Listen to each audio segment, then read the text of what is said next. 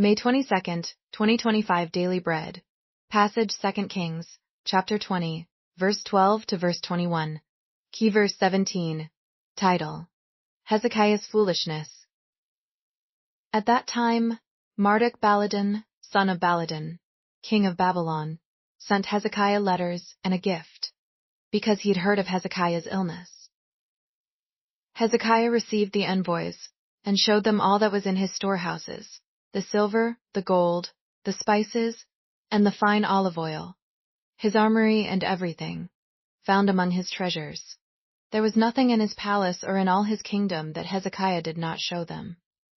Then Isaiah the prophet went to King Hezekiah and asked, "What did those men say, and where did they come from?" "From a distant land," Hezekiah replied.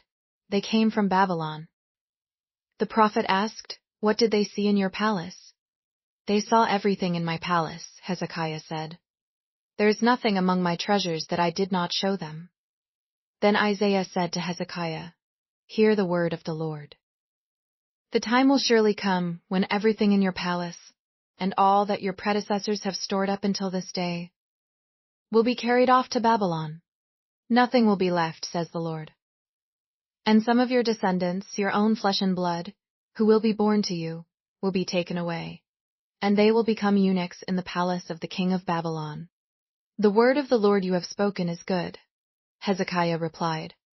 For he thought, "Will there not be peace and security in my lifetime?" As for the other events of Hezekiah's reign, all his achievements, and how he made the pool and the tunnel by which he brought water into the city, are they not written in the book of the annals of the kings of Judah? Hezekiah rested with his ancestors, and Manasseh his son succeeded him as king. Daily Bread Message. After King Hezekiah's miraculous recovery from his illness, he received a seemingly friendly visit from representatives of the king of Babylon. He welcomed them and showed them all his riches and rare treasures. Hezekiah really should have known that this kind of showing off would trigger the envy and greed of any worldly king. But his pride and his earthly wealth caused him to act foolishly. Hezekiah was one of the most godly kings to rule in Judah, but he was still a sinner, like all of us.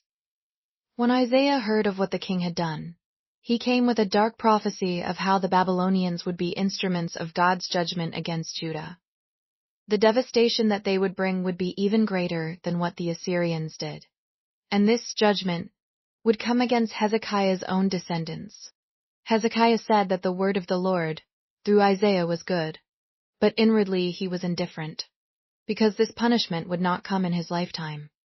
If Hezekiah had instead earnestly repented, perhaps God would have done even greater things through him. Prayer. Father, forgive me for my desire to show off. Help me boast only in you, and not put my trust in riches, but in your promise only. One word, showing off is sin.